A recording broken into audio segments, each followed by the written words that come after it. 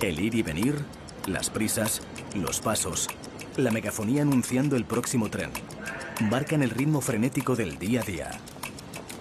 El reloj y los horarios dirigen el baile de los pasajeros y sus destinos. El ferrocarril sobre sus raíles desafía el tiempo entre dos puntos. La vida se acelera.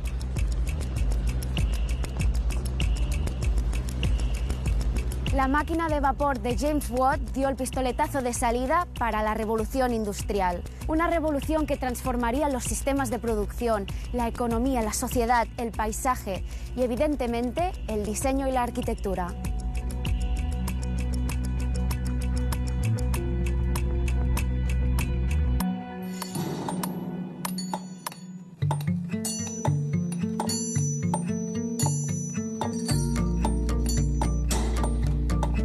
Para alimentar el ferrocarril y las fábricas era básica la materia prima. En la cuenca minera de Asturias, la extracción del carbón de hulla definió un paisaje, una sociedad y, evidentemente, un patrimonio arquitectónico industrial imprescindible para entender este territorio, su minería y su gente. Un curioso ejemplo de este patrimonio minero es el poblado de Bustiello. El segundo marqués de Comillas, Claudio López Bru, propietario de la Sociedad Hullera Española, promovió este poblado para mejorar, pero también para controlar la vida de sus trabajadores. Lo normal en ese tiempo y en esta zona era unas condiciones que hoy son las que nos parecen denigrantes para algunos de nuestros conciudadanos, que fueron comunes, muy comunes en la historia reciente de nuestro país. Hubo tal aluvión de personas que vinieron a trabajar a la cuenca minera que la gente se instaló a veces de una manera precaria y otras de una manera decididamente, yo diría, miserable. Esto era un sueño por sus dimensiones, por sus condiciones higiénicas y por el tipo de medios o equipamientos que tenían en las inmediaciones. Estamos hablando de un sitio en el que hay escuelas para varones y para mujeres, estamos hablando de un sitio en el que pueden hacer la compra porque hay un economato, estamos hablando de un hospital a la puerta de tu casa, por supuesto una iglesia y un centro en el que se les procuraba lo que consideraban que era adecuado para el disfrute del tiempo libre, es decir, una biblioteca, clases nocturnas, un cine y un salón de baile. Yo creo que esto en la primera década del siglo XX es impensable en la dificultad extrema del día a día de esta comunidad. Considero que destaca el puro hecho de que podamos hablar de urbanismo y arquitectura en un poblado minero. Eso no es lo habitual. Y podemos hablar porque hay un planteamiento urbanístico, aunque haya apenas 50 construcciones. Es la ambición de hacer una ciudad en mitad de yo diría, el salvaje territorio minero. El propio hecho de que esto, si lo pudiéramos ver desde el aire, como un espacio en el que perfectamente se trazaron primero todas las calles, se definieron las parcelas y luego se completó, habla de un auténtico plan cumplido escrupulosamente a lo largo de 30 años, ateniéndose a los principios así dictados. Eso es excepcional. Del mismo modo es excepcional que concurrieran aquí profesionales destacados de distintas procedencias, que todos se conjugaron en dar una calidad estética poco usual.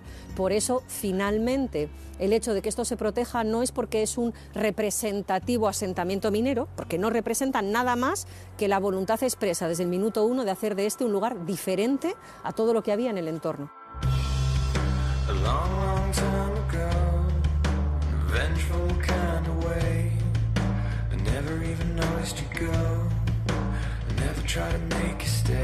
En el concejo de Mieres también encontramos el socavón La Rebaldana, restaurado por un grupo de mineros prejubilados empeñados en recuperar parte del patrimonio minero de este territorio.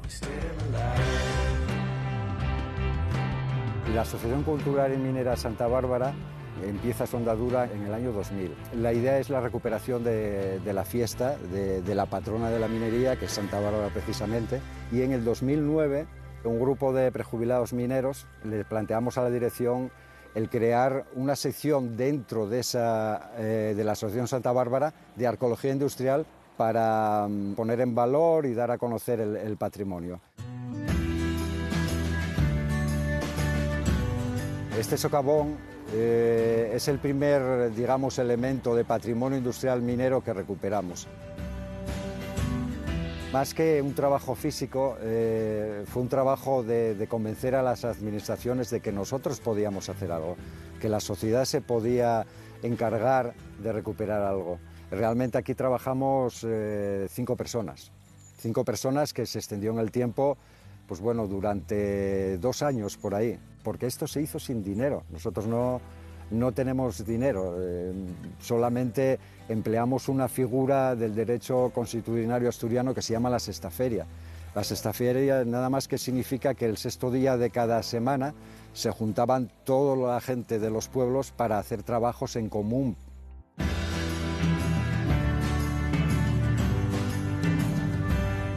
Indudablemente cuando estaba trabajando en la mina no tenía la idea de que iba a parar haciendo estas cosas, pero me siento muy reconfortado el poder hacerlas en el sentido de que estoy recuperando parte de mi historia, y no de mi historia propia y personal, sino de mis padres, mis abuelos y muchísima gente que dejó la vida en estas explotaciones, ¿no?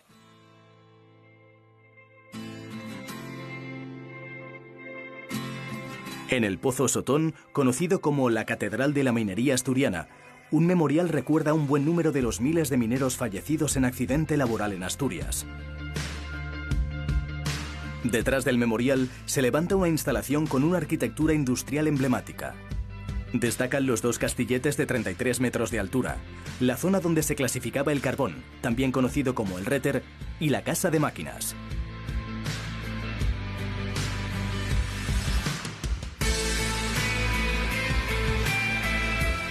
Este pozo estuvo en activo hasta 2014, año en el que fue declarado bien de interés cultural. El patrimonio industrial es básico para entendernos como sociedad. Si perdemos el legado etnológico industrial, Asturias será como cualquier otro sitio. Y yo creo que lo que atrae de este territorio a la gente es su autenticidad y su arraigo. Tenemos que sentirnos orgullosos y encontrar ahí algunas claves a lo mejor para nuestro futuro, que en este momento, en esta cuenca minera, es sin duda complicado. Así que no nos lo podemos permitir, no lo podemos perder.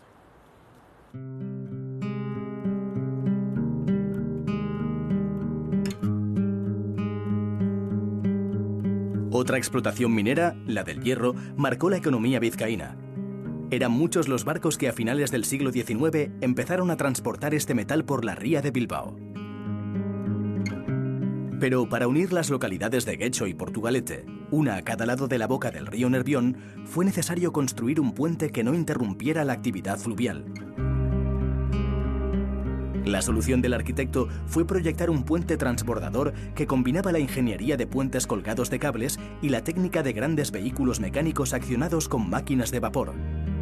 Y se convirtió en el primer puente transbordador de estructura metálica construido en el mundo y un importante símbolo de la revolución industrial en el País Vasco.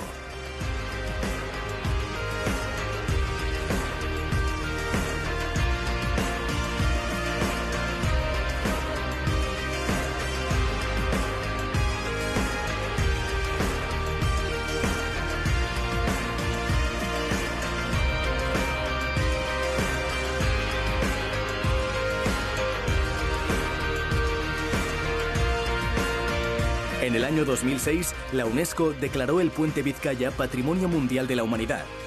De esta manera, el transbordador también se convirtió en el primer patrimonio industrial reconocido en España.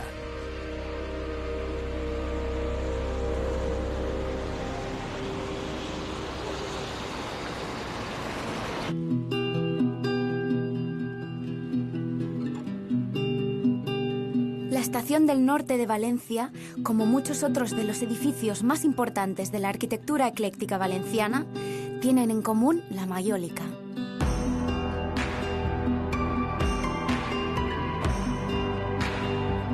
Esta cerámica vitriada se fabricó toda en el mismo lugar, la Ceramo, una fábrica que llegó a ser tan importante en su tiempo que incluso la famosa emperatriz Sisi vino a visitarla. Ahora esta fábrica espera una segunda vida. La Ceramo en estos momentos se encuentra abandonada, o sea, está cerrada, es propiedad municipal. Se realizó un estudio histórico, un inventario arqueológico previo, pero queda muchísimo trabajo por hacer y sobre todo por recuperar, o sea, porque es un ejemplo muy importante de Valencia y debería ser recuperado. Se han planteado muchos usos, pero la realidad es que en el fondo no se ha hecho nada. Y está abandonada y cada vez será peor su recuperación, se debería hacer algo. ¿Qué crees que se podría hacer entonces? A ver, se podrían hacer muchísimas cosas. Es que esto me lo preguntan mucho. Entonces, yo creo que primero hay que tener en cuenta el entorno en el que se encuentra. O sea, para plantear un uso en un edificio hay que tener en cuenta la gente que vive a su alrededor, la gente cercana, el barrio, y a partir de ahí plantear un uso adecuado, porque se ha planteado en ella un museo, posibles talleres también de cerámica, indudablemente una parte que fuera museo de su propia historia, pero habría que pensar también algo que repercutiera en el propio barrio. De la Ceramo vamos con Diana Sánchez a Bombas Gens, otra fábrica de Valencia que sí ha sido recuperada.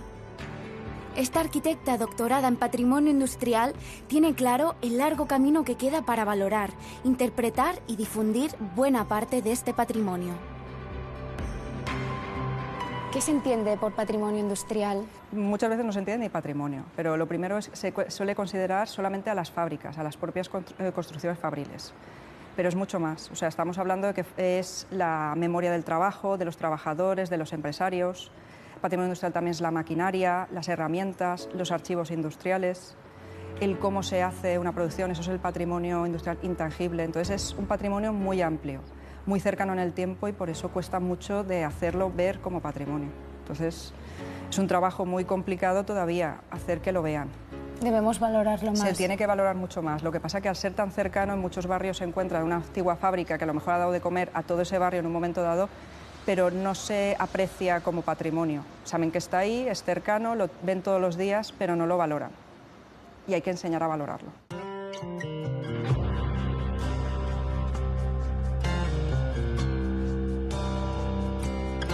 Estos lugares transmiten sentimientos que la arquitectura debería saber captar. Cuando llegué aquí, todo vivía en un estado, un ritmo propio y que generaba este polvo, ¿no? Esta patina que envuelve todo, ¿no? Pero que también lo protege, ¿no? Los lugares tienen su propio ritmo y su propia dinámica de transformación, que si el proceso lo aceleras o lo ralentizas, provocas un desastre. Y yo no estaba dispuesto a provocar un desastre, así que me dediqué a llegar aquí muchos días, a sentarme a escuchar este lugar, a percibir cómo entraba la luz, cómo sonaba el sitio.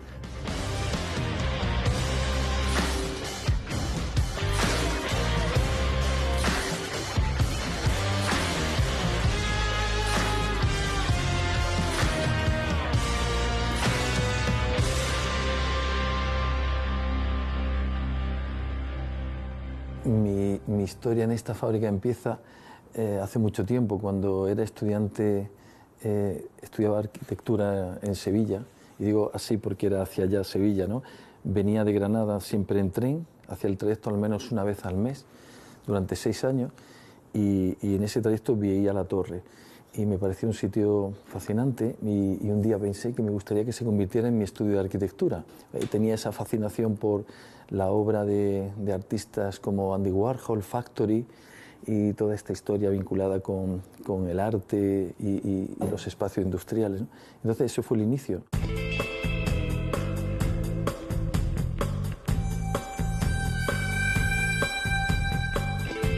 Bueno, cuando yo llegué aquí a la fábrica, hablé con la propiedad y les transmití mi interés y llegamos a un acuerdo, ¿no? Un acuerdo por el que yo preservaba este lugar y desarrollaba trabajos de levantamientos, documentación y podía estar en la fábrica, ¿no? Llegamos a este acuerdo y así he estado durante 32 años, desde el año 1986. 2 años antes, en 1984, la azucarera de Granada cerró definitivamente. Había sido la primera fábrica de azúcar de remolacha de España y todo un símbolo para la ciudad de la Alhambra. Empezó a construirse a finales del siglo XIX y al principio estaba formada por 2 industrias distintas, el ingenio de San Juan y la azucarera de San Isidro. Pero terminó siendo una única cooperativa dedicada a la extracción de azúcar y alcohol para uso farmacéutico. Un recinto de 20.000 metros cuadrados de naves industriales presidido por la Torre Alcoholera, famosa en toda la Vega granadina.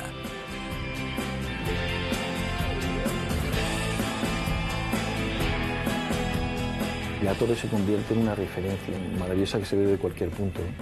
Cuando yo llegué aquí a la torre y subí, me encontré que era un espacio que estaba muy hermoso, muy atractivo, muy parecido a lo que hay ahora, pero bastante desvencijado, había perdido las carpinterías, había grandes rotos en los forjados, pero tenía la belleza de la ruina, ¿no? Esa belleza arrebatadora de la ruina que a mí me atrae tanto, ¿no? La primera idea fue transformar este espacio, adecuarlo, adaptarlo para el estudio de arquitectura.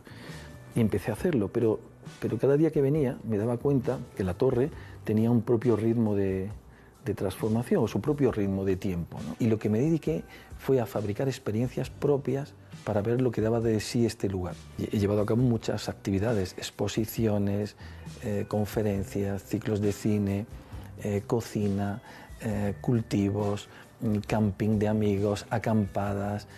Ha habido un sinfín de actividades que me han permitido ver cómo actuaban los espacios de acuerdo a esas actividades.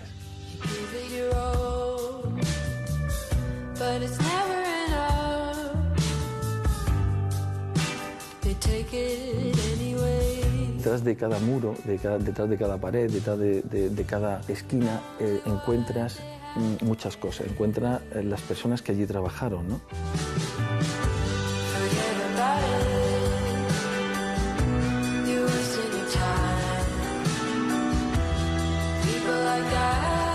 Esta fábrica ha sido objeto de especulación durante mucho tiempo. Creo que ahora mismo las cosas están cambiando. Esta fábrica es un bien de interés cultural como lugar de interés patrimonial. Y eso implica una preservación no solo de los edificios, sino también de las infraestructuras y de su paisaje y del entorno. Yo me veo como un habitante más de la historia de este lugar. Y luego vendrán más tarde otros que continuarán con otros intereses y con otros tiempos, ¿no?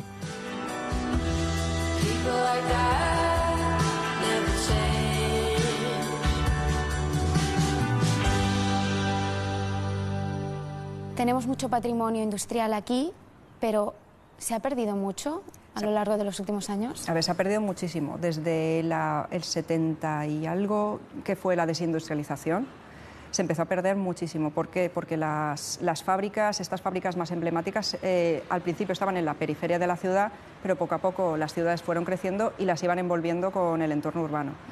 Y empiezan a tener una situación muy privilegiada a sus solares. Entonces, tiene mucho más valor los solares muchas veces, entonces se empezó a derribar mucho, muchas fábricas empezaron a irse a polígonos industriales y sus instalaciones se transformaron en obsoletas. Y antes de mantener una fábrica que no utilizas, o la derribas, o la vendes, o la dejas abandonada. Entonces, hemos perdido muchísimo patrimonio.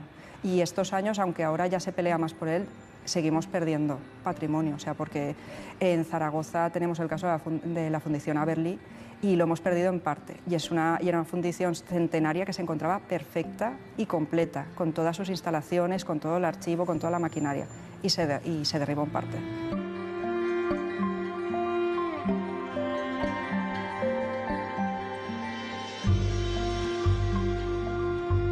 A nivel personal, por ejemplo, yo valoro mucho un edificio que creo que puede ser interesante para la ciudad. ¿De qué manera los ciudadanos podemos participar para evitar que se pierda este patrimonio?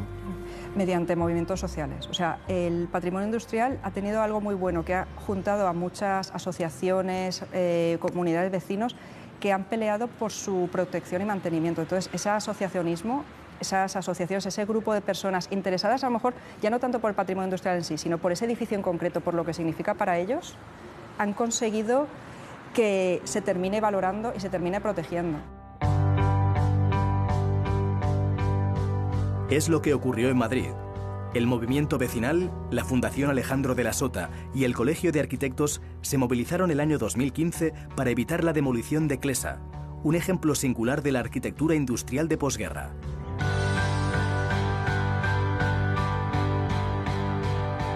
Esta fábrica emblemática de los años 60 la ideó uno de los grandes arquitectos españoles de la segunda mitad del siglo XX, Alejandro de la Sota. Alejandro de la Sota decía que la arquitectura moderna es especialmente sensible a la desidia de la sociedad. También decía que en el momento en que la sociedad decide rehabilitar esas piezas, vuelven a recobrar inmediatamente su vitalidad inicial. cuando una obra cae en desuso, una obra, digamos, de ese tamaño, de esa importancia, por cuestiones económicas o de intereses comerciales, deja de usarse para los fines para los que fue creada, el edificio queda vacío. Entonces, si un edificio vacío no se recupera, no se rehabilita, pues la inclemencia del tiempo, el paso del tiempo, lo que hace es que se vaya destruyendo poco a poco y pues el edificio puede llegar a perderse. Es decir, hace falta la imaginación del político, de las personas responsables, de los organismos responsables, para que edificios como Clesa puedan rehabilitarse y puedan encontrar un nuevo uso.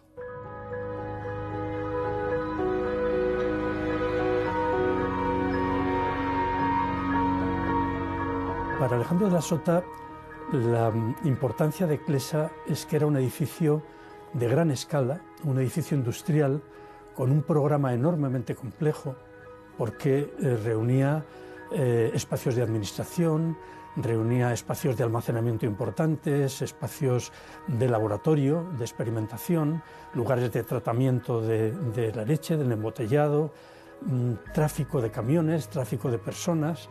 Y Sota estaba muy contento porque decía que la fábrica respondía, materializaba ese organigrama de actividades. Él había pensado la fábrica como partes que funcionaban con independencia, se distinguen también en el edificio, que podían resolverse de manera, digamos, adecuada a lo que cada parte resolvía, y luego el conjunto se ensamblaba, él decía, como las piezas de un reloj.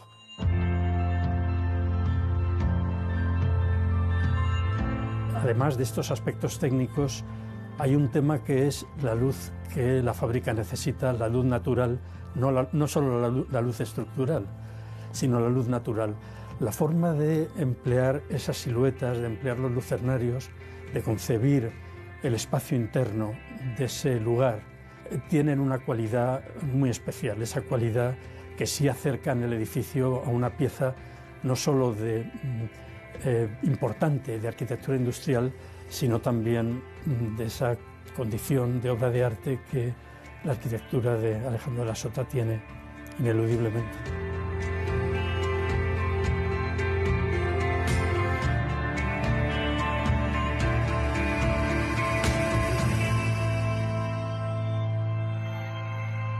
Diana, ¿dónde estamos? ¿Qué era Bombas Gens y qué es este edificio ahora?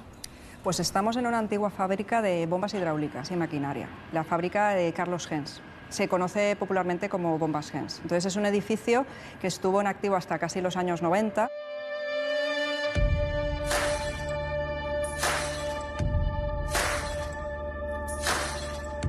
Y luego durante 24 años estuvo abandonado. A su suerte incluso se planteó su derribo y su transformación en un complejo hotelero. Entonces los precursores de la Fundación Per Amor al Art pusieron la vista en él y quisieron recuperarlo para poderle utilizarlo para las diferentes iniciativas que tiene en cuenta esta fundación. Entonces, una antigua fábrica que tiene parte de su historia y ellos mismos, la fundación, la ha recuperado y le ha dado un futuro.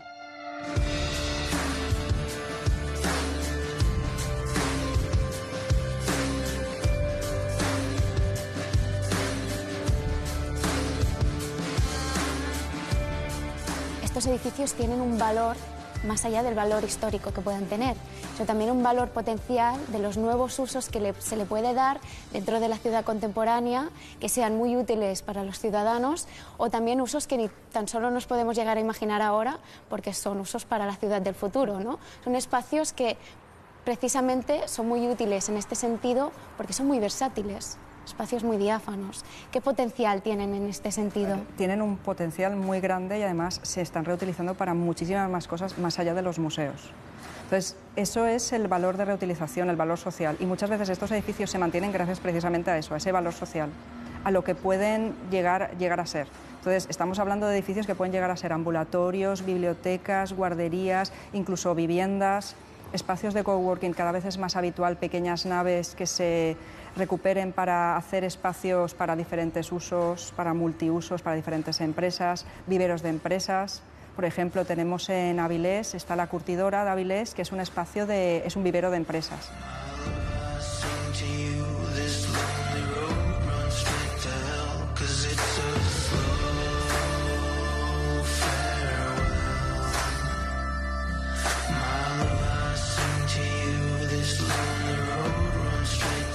¿Qué podemos hacer para no seguir perdiendo este patrimonio? Educar en patrimonio, pero ya no solo a las universidades, porque el problema muchas veces de las universidades es que el ámbito académico es muy cerrado. Se queda, se habla de ello, pero no sale fuera. Este patrimonio lo tiene que conocer todo el mundo, entonces desde los mismos colegios debería haber educación patrimonial. Los niños sí que reconocen una iglesia o un castillo como patrimonio, pero también a lo mejor una alquería o una antigua fábrica lo deben empezar a valorar. Yo he hecho talleres con niños y preguntándoles que me dijeran qué era una fábrica y cómo se dibujaba, y muchas veces no me lo sabían decir.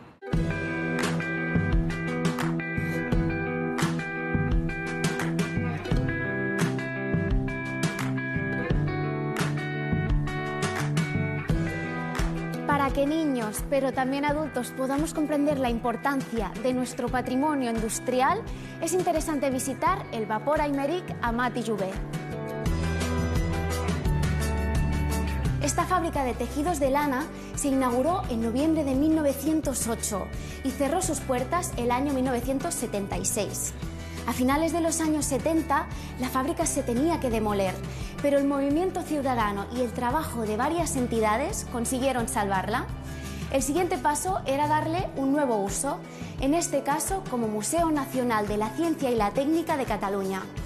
Ahora, esta antigua fábrica nos invita a descubrir nuestro pasado industrial, algo imprescindible para entender el presente y para proyectar nuestro futuro.